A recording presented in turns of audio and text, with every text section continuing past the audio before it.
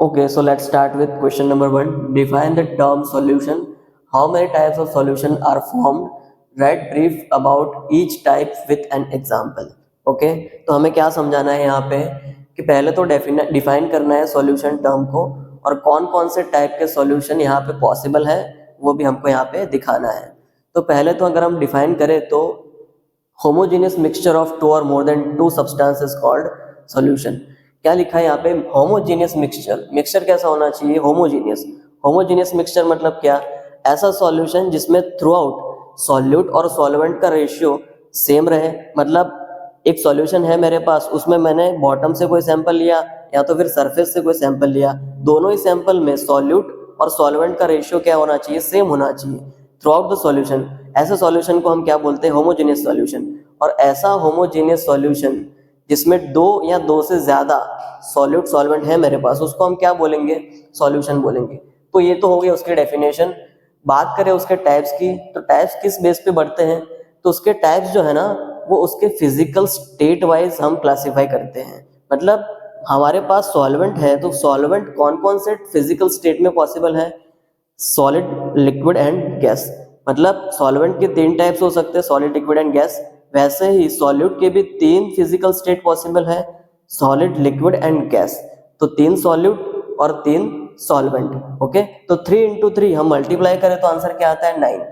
तो total 9 type के solution हमारे पास पॉसिबल हो सकते हैं। कौन कौन से 9 सॉल्यूशन हो सकते हैं? तो उसका लिस्ट हमको यहाँ पे दिया है। फर्स्ट तो है गैसियस सॉल्यूशन। सॉल्यूशन को ही मैंने क्या बोल दिया? Gaseous solution.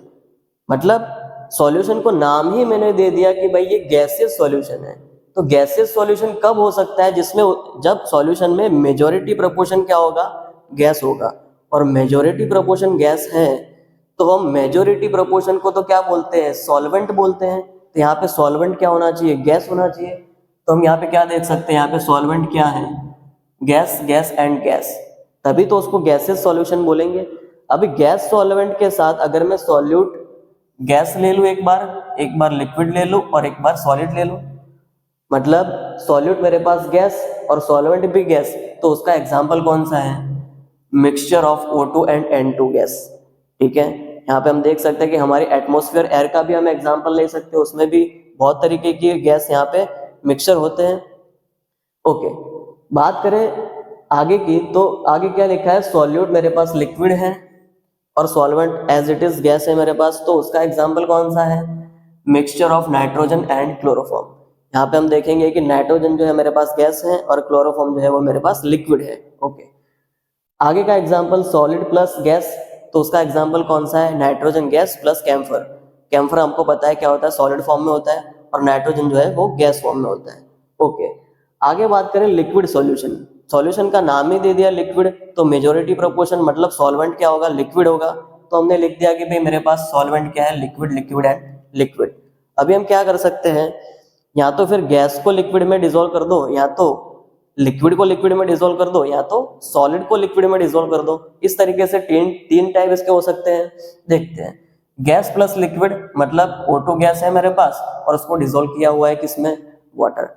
वाटर में O2 डिसॉल्व होता है तभी तो एक्वेटिक एनिमल जो है वो ब्रीथ कर पाते हैं। तो वही एग्जाम्पल यहाँ पे लिखा हुआ है। ठीक है, दूसरा देखते हैं टाइप। तो लिक्विड इन लिक्विड, मेरे पास सॉल्यूट भी लिक्विड है और सॉल्वेंट भी लिक्विड है, तो इसका एग्जाम्पल कौन सा?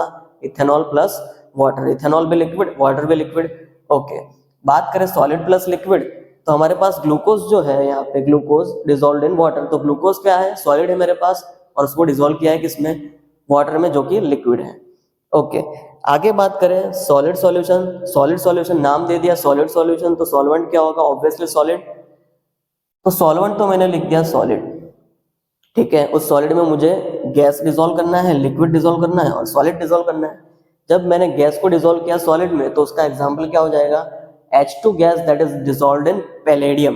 Okay, hydrogen gas that is dissolved in palladium. उसका एग्जांपल हमें देखने को मिलेगा इलेक्ट्रोकेमिस्ट्री में, जब हम हाइड्रोजन इलेक्ट्रोड को देखेंगे। ठीक है, आगे बात करते हैं liquid dissolved in solid. Okay, liquid dissolved in solid, तो यहाँ पे एग्जांपल क्या हो जाएगा? एमेल्गम। ठीक है, हमको पता है कि रूम टेम्परेचर पे जो Hg होता है, इसको हम मर्क्यूरी बोलते हैं, वो मर्क्यूरी रूम टेम्परेचर पे लिक्विड फॉर्म में होता है और उसी लिक्विड को अगर हम मेटल में डिसॉल्व कर दें तो वो किसका एग्जाम्पल हो जाएगा? लिक्विड प्लस सॉलिड का। ठीक है, ओके। आगे बात करें हम सॉलिड प्लस सॉलिड की, मतलब एक सॉलिड है उसको दूसरे सॉलिड में मुझे डिसॉल्व करना है, तो उसके एग्जाम्पल कौन कौन से हो जाएंगे? सारे एलॉयज। एलॉयज में हम क्या करते हैं, दो मेटल्स होते हैं, दो मेटल्स को मेल्ट करके मिक्स कर देते हैं और वापस से कौन सा फॉर्म में ला देते हैं? सॉलिड फॉर्म में। तो वो क्या हो गया? सॉलिड प्लस सॉलिड का मिक्सचर। तो इस तरीके से हम 9 तरीके के जो सॉल्यूशन है उसको क्लासिफाई कर सकते हैं। आगे देखिए question number 2, give an example of solid solution in which the solute is gas. हमें ऐसा एग्जांपल देना है, ऐसे सॉलिड सॉल्यूशन का एग्जांपल देना है जिसमें सॉल्यूट क्या है मेरे पास? गैस होना चाहिए। ओके, तो हम क्या लिख सकते हैं यहाँ पे? अगले ही क्वेश्चन में हमने देखा था H2 गैस डिसॉल्व्ड इन पैलेडियम, यही एग्जांपल था। ठीक है, तो ये हो गया इसका आंसर, बस इतना सा ही आंसर है। आगे बढ़ जाए क्वेश्चन नंबर 3। क्वेश्चन नंबर 3 क्या कहता है? Define the following terms. ठीक है, यहाँ पे जो टर्म्स दिए हैं वो कौन कौन से टर्म है? Mole fraction, molality, molarity and mass percentage. In 4 terms को हमें डिफाइन करना है। डेफिनेशन लिखने से पहले ना इसका फॉर्मूला हमें याद होना चाहिए। मोल फ्रैक्शन का फॉर्मूला क्या होता है? मोल फ्रैक्शन, इसको हम एक्स लिखते हैं। क्या होता है मोल फ्रैक्शन का formula? Number of moles of component divide by total number of moles, यही होता है फॉर्मूला। तो बस फॉर्मूला के ऊपर से ही हमें क्या डिफाइन करना है? इसका definition. So mole fraction is defined as ratio of number of mole fraction, number of moles of that component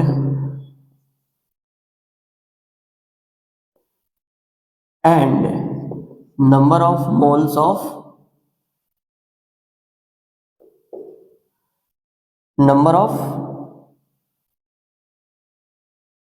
total moles is called mole fraction। तो ये हो गई सिंपल डेफिनेशन। रेशियो लेना है हमें कौन सा? मोल्स ऑफ कंपोनेंट का, और टोटल मोल का रेशियो जो होता है उसी को तो हम क्या बोलते हैं? Mole fraction. आगे की बात करें मोलालिटी। मोलालिटी क्या होता है? स्मॉल m, और उसका फॉर्मूला क्या होता है? Number of moles of solute divide by mass of solvent in KG. तो अगर मैं क्या करता हूं इसी फॉर्मूला में मास ऑफ सॉल्वेंट को 1 केजी मान के चलता हूं। कितना? 1 केजी। तो डिनोमिनेटर की वैल्यू अगर 1 है तो उसको लिखो या ना लिखो कोई फर्क पड़ता नहीं है। तो अगर हम इसको 1 ले लें तो इसको निकाल सकता हूं मैं। इसको मैंने 1 केजी ले लिया तो 1 केजी लिखो या ना लिखो कोई फर्क नहीं पड़ता। ठीक है, तो ये मोलालिटी किसके इक्वल होगी? Number of moles of solute. समझ सकते हैं हम। तो हम क्या लिख सकते हैं यहाँ पे फॉर्मूला में, डेफिनेशन में क्या लिख सकते हैं? Molality is number of moles of solute which dissolved in per kg solvent. ठीक है, पर केजी सॉल्वेंट में कितना नंबर ऑफ सॉल्यूट डिसॉल्व्ड है उसी को हम क्या बोल सकते हैं? मोलालिटी। अगर मान के चलो कि मैंने 1 केजी में 5 मोल सॉल्यूट को डिसॉल्व कर दिया, तो number of moles of solute क्या हो जाएगा? 5 डिवाइड बाय 1 केजी तो लिखना ही है। तो अल्टीमेटली मुझे मोलालिटी क्या मिलेगी? 5 मिलेगी।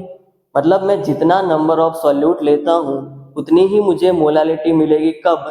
जब मैं सॉल्वेंट को कितना लेके चलूं? 1 केजी। ओके, आगे बात करें मोलारिटी। मोलारिटी मतलब कैपिटल M। क्या होता है formula? Number of moles of solute divide by volume of solution. ठीक है, और वॉल्यूम ऑफ सॉल्यूशन किस में लेना है, मुझे लीटर में लेना है। ठीक है, तो इसमें भी सिंपल इसी तरीके से हम क्या कर सकते हैं, वॉल्यूम ऑफ सॉल्यूशन को अगर मैं 1 लीटर मान के चलूं तो डिनोमिनेटर तो हो गया 1 हो गया, तो उसको लिखो ना लिखो कोई फर्क नहीं पड़ता, तो मोलैरिटी किसके इक्वल हो जाएगी, number of moles of solute. ठीक है, तो यहाँ पे भी ऐसे ही लिख सकते हैं, molarity is number of moles of solute dissolved to make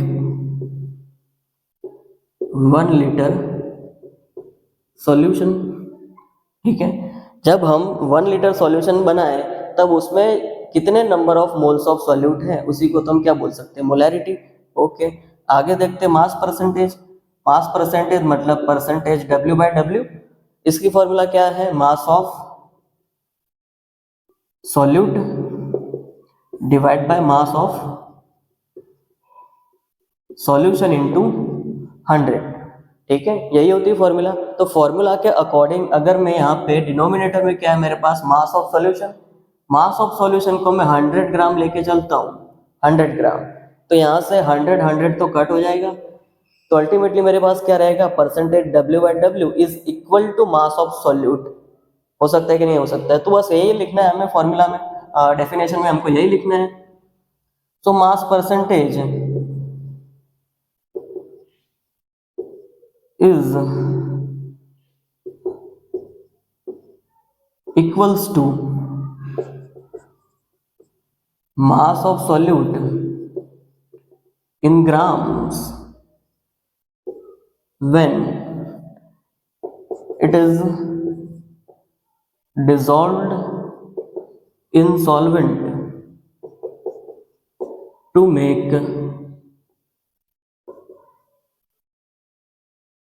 100 gram solution. ऐसे लिख सकते हैं कि नहीं लिख सकते, बिल्कुल लिख सकते हैं। Mass percentage is equal to mass of solute in grams when it is dissolved in solvent to make 100 gram of solution. तो इस तरीके से सारे टर्म्स को हम डिफाइन कर सकते हैं। ठीक है, okay, next question, question number 4, concentrated nitric acid used in lab work is 68% HNO3 by mass in aqueous solution, then what should be the molarity of such a sample of acid if the density of the solution is 1.504 gram per ml। Okay, तो क्या क्या दिया है मुझे, 68% HNO3 दिया है और मुझे डेंसिटी गिवन है, बाकी कुछ भी मुझे दिया नहीं है। और मुझे फाइंड क्या करना है, यहाँ पे मुझे फाइंड करना है मोलैरिटी। ओके, मोलैरिटी फाइंड करनी है, लेकिन मुझे क्या दिया है, 68% HNO3। Okay, 68% by mass. By mass का मतलब क्या होता है, 68% वेट बाय वेट, और वेट बाय वेट का फॉर्मूला क्या होता है, given mass of solute divide bye given mass of solution into 100। Okay, अभी इस फॉर्मूला में मुझे ऐसी वैल्यूज रखनी है जिसकी भी हेल्प से ना मेरा आंसर क्या आना चाहिए, 68। तो 68 आंसर कब आएगा, जब मैं गिवन मास ऑफ सॉल्यूट क्या ले लूँ, 68 ले लूँ, और गिवन मास ऑफ सॉल्यूशन क्या ले लूँ, 100 ले लूँ, तो यहाँ से 100 कट हो जाएगा, तब जाके मेरा आंसर क्या आएगा, 68 आएगा। लेकिन 68 कब आएगा, जब मैं ऐसा अज्यूम करके चलूँ, let us assume that mass of solute क्या होना चाहिए भाई, मेरे पास 68 ग्राम, और मास ऑफ सॉल्यूशन मेरे पास कितना होना चाहिए, 100 ग्राम्स। ठीक है, तो इतना मुझे मिल चुका है। अभी क्या करना है मुझे, अब ना मेरे पास डेंसिटी गिवन है। ठीक है, डेंसिटी गिवन है सॉल्यूशन की, तो इससे मुझे क्या समझ में आ सकता है, density is equals to weight m by V, mass by volume. ठीक है, यहाँ पे मास मैंने अज्यूम कर दिया है, मास ऑफ सॉल्यूशन 100। ओके, मेरे पास डेंसिटी दी हुई है, तो मैं वॉल्यूम निकाल सकता हूँ। तो वॉल्यूम इज इक्वल्स टू क्या होगा, then volume is equals to mass by density. ठीक है, तो वॉल्यूम के लिए मास मैंने रख दिया यहाँ पे 100। ओके, और डेंसिटी मैंने रख दिया 1.504। तो यहाँ जाके वॉल्यूम की जो वैल्यू है वो वॉल्यूम कितना आएगा 66.49 ml, ठीक है। लेकिन मैं इसी ml को अगर लीटर में कन्वर्ट कर दूँ, इसी ml को मैं किस में कन्वर्ट कर दूँ, लीटर में कन्वर्ट कर दूँ, तो लीटर में क्या होगा, ये वॉल्यूम कितना होगा 0.06649 की जगह मैं लिख देता हूँ 5 लीटर, ओके। तो मुझे मिल चुका है यहाँ पे वॉल्यूम, ठीक है, वॉल्यूम मिल चुका है। अब मुझे क्या करना है, मेरे पास ना मोलारिटी की फॉर्मूला में ऊपर मुझे लिखना होता है number of moles of solute. Solute की जगह मेरे पास क्या है, HNO3, ठीक है। तो HNO3 के अगर मुझे मोल्स निकालने, तो मोल्स का तो फॉर्मूला क्या होता है, given mass bye molecular mass, ठीक है। तो मोल्स ऑफ सॉल्यूट मतलब HNO3, उसके लिए मैं क्या लिखूं, given mass bye molecular mass, और गिवन मास मैंने कितना एजम्पशन करके चला है 68, और मॉलिक्यूलर मास HNO3 का कितना होता है 63, ओके। तो इसका आंसर क्या आएगा, यहाँ पे इसका आंसर आएगा 1.08, ओके। तो मुझे मोल भी मिल चुके हैं और मुझे वॉल्यूम भी मिल चुका है, तो सिंपली अभी मुझे क्या रखना है, मोलैरिटी की formula, molarity is equals to what, number of moles of solute divide by volume of solution in litre, ठीक है। तो इसी में वैल्यूज रखते हैं, नंबर ऑफ मोल्स कितने मेरे पास 1.08, और मेरे पास सॉल्यूशन का वॉल्यूम कितना है 0.0665। तो इसका अगर हम आंसर निकालें तो मोलैरिटी कितनी निकल के आएगी यहाँ पे 16.24 मोल पर लीटर, ओके। तो ऐसे हमें मोलैरिटी मिल सकती है, ठीक है। आगे का क्वेश्चन देखिए, question number 5, a solution of glucose and water is labelled as 10% weight by weight, what would be the molality and the mole fraction of each component in the solution? If the density of the solution is 1.2, then what should be the molarity of the solution? ठीक है, मुझे क्या क्या find करना है मुझे यहाँ पे, तो एक तो मुझे यहाँ पे मोलालिटी निकालनी है, दूसरा मुझे सारे कंपोनेंट का मोल फ्रैक्शन निकालना है, और मुझे मोलारिटी भी यहाँ पे निकालनी है। और मुझे दिया क्या है 10% वेट बाय वेट सॉल्यूशन है ग्लूकोज का। तो 10% का मतलब क्या होता है, 10% का मतलब क्या होता है, मास ऑफ सॉल्यूट, और सॉल्यूट की जगह मेरे पास क्या है यहाँ पे C6H12O6 मतलब ग्लूकोज है मेरे पास। ग्लूकोज का मास मुझे कितना अज्यूम करके चलना होगा 10 ग्राम, और मास ऑफ सॉल्यूशन मुझे कितना एजम्पशन करके चलना होगा 100 ग्राम, ठीक है। तो मुझे दोनों के मास मिल गए यहाँ से, अभी मुझे फाइंड करना है उसकी मोलालिटी। तो मोलालिटी मतलब क्या होता है, मोलालिटी में भी तो मोल्स तो आते हैं, तो मुझे पहले मोल्स तो निकालने हैं। तो mole is equals to what, moles of solute given mass by molecular mass. Given mass of solute is 10 gram, molecular mass कितना है, मोलिकुलर मास ग्लूकोज का यहाँ पे गिवन है, यहाँ पे सॉलिड मेरे पास है ग्लूकोज, और ग्लूकोज का मॉलिक्यूलर मास कितना होगा 180। तो डिवाइड कर दें 10 बाय 180, तो कितना आएगा 0.0556, ठीक है। मोल मिल गए मुझे। सिंपली अभी मुझे मोलालिटी निकालनी है, तो m is equals to what, number of mole divide by mass of solvent, okay. तो मोल्स मेरे पास है 0.0556 divide by mass of solvent. Mass of solvent कैसे निकलेगा, मास ऑफ सॉल्वेंट मेरे पास है नहीं, लेकिन मेरे पास मास ऑफ सॉल्यूशन तो है। तो सॉल्यूशन में से अगर मैं सॉल्यूट का मास डिडक्ट कर देता हूं, तो मुझे क्या मिलेगा, सॉल्वेंट का मास मिलेगा। तो 100 माइनस 10 इज इक्वल्स टू 90। पर यहाँ पे मैंने जो 90 लिखा है, वो 90 तो मैंने ग्राम में लिखा, ग्राम में लिखना है तो मुझे 1000 से मल्टीप्लाई भी करना होता है, लेकिन मुझे यहाँ पे ग्राम में नहीं लिखना, मैं सीधा सीधा किलोग्राम में लिख देता हूँ। तो 0.09, ठीक है। तो यहाँ से अगर मैं मोलालिटी निकालूं, तो मोलालिटी की वैल्यू मेरे पास क्या आएगी 0.617, ठीक है। अभी मुझे क्या करना है, ईच कंपोनेंट का क्या निकालना है, मोल फ्रैक्शन। मोल फ्रैक्शन निकालने के लिए ना मेरे पास सभी के ना मोल होने चाहिए। तो ग्लूकोज के मोल्स तो मैंने निकाल दिए यहाँ पे, मोल्स ऑफ सॉल्यूट। अभी मैं क्या करता हूँ, मोल्स ऑफ वाटर निकाल देता हूँ, क्योंकि ग्लूकोज को मैंने किस में डिसोल्व किया, वाटर में। तो ग्लूकोज तो मेरे पास सॉल्यूट है, लेकिन सॉल्वेंट क्या है मेरे पास, वाटर। तो मोल्स ऑफ सॉल्वेंट मतलब H2O क्या होगा, गिवन मास ऑफ सॉल्वेंट कितना है गिवन मास 100 माइनस 10 कितना हो गया 90 divide by molecular mass of H2O that is 18। Calculate करेंगे तो आंसर क्या आएगा यहाँ पे 5। ठीक है, दोनों के मोल मिल चुके हैं मुझे, तो मुझे क्या करना है यहाँ पे जीटा ऑफ H2O लिखना है एक बार, और एक बार मुझे लिखना है जीटा ऑफ ग्लूकोज। ओके, तो जीटा ऑफ H2O लिखना है मुझे, तो कैसे लिखूंगा मैं, H2O कंपोनेंट के मोल्स, H2O कंपोनेंट के मोल कितने हैं 5 डिवाइड बाय टोटल मोल मतलब क्या 5 प्लस 0.0556, तो क्या होगा कैलकुलेशन 5.0556। कैलकुलेशन करेंगे आंसर कितना मिलेगा मुझे, H2O के लिए आंसर मुझे मिलेगा यहाँ पे 0.99। ओके, तो ये मुझे मोल फ्रैक्शन मिल गए किसके, वाटर के। अभी मुझे ऐसे ही करना है किसके लिए, ग्लूकोज के लिए। ग्लूकोज के लिए क्या है मेरे पास, कंपोनेंट के मोल है 0.0556 और टोटल मोल्स तो वैसे के वैसे 5.0556। आंसर क्या आएगा इसका 0.01। ठीक है, दोनों के मोल फ्रैक्शन मुझे मिल गए। अभी मुझे निकालना है इसकी क्या मोलैरिटी। तो मोलैरिटी निकालने के लिए मेरे पास वॉल्यूम होना चाहिए, और वॉल्यूम मेरे पास है नहीं। ठीक है, लेकिन वॉल्यूम निकालने के लिए ना मुझे डेंसिटी गिवन है। डेंसिटी कितनी गिवन है मेरे पास 1.2। ठीक है, और डेंसिटी का फॉर्मूला क्या होता है, density is equals to mass by volume, और वॉल्यूम को अगर मैं सब्जेक्ट बना लूं तो m by D. Okay, mass कितना है मेरे पास, सॉल्यूशन का मास मेरे पास है ये, मास ऑफ सॉल्यूशन इज 100 ग्राम।